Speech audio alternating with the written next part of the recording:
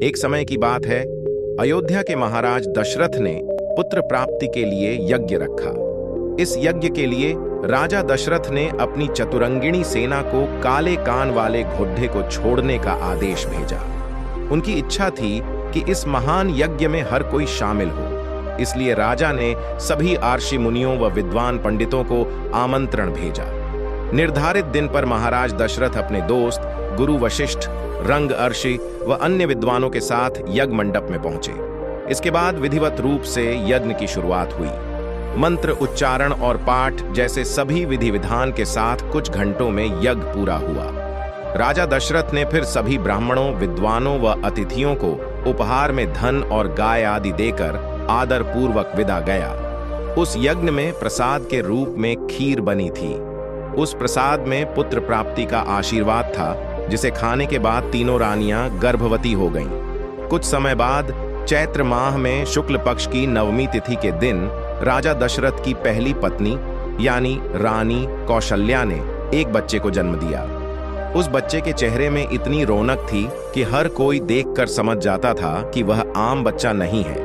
इसी तरह राजा की दूसरी रानी कैकेयी ने एक पुत्र और तीसरी रानी सुमित्रा ने 2 पुत्र को शुभ नक्षत्रों में जन्म दिया।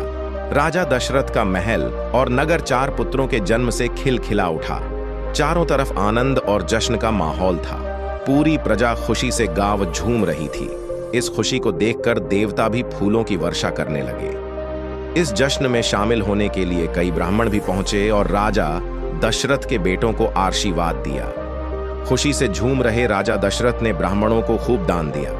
फिर अपनी खुशी जाहिर करने के लिए उन्होंने प्रजा व दरबारियों में भी धन, रत्न और आभूषण बंटवाए। समय आने पर सबकी मौजूदगी में चारों बालकों का नामकरण भी किया गया। महर्षि वशिष्ठ ने उनका नाम रामचंद्र, भरत, लक्ष्मण और शत्रुघ्न रखा।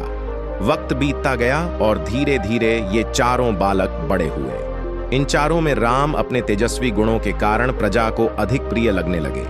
अपनी प्रतिभा के चलते वो कम उम्र में ही सभी विषयों में महारत हासिल कर चुके थे।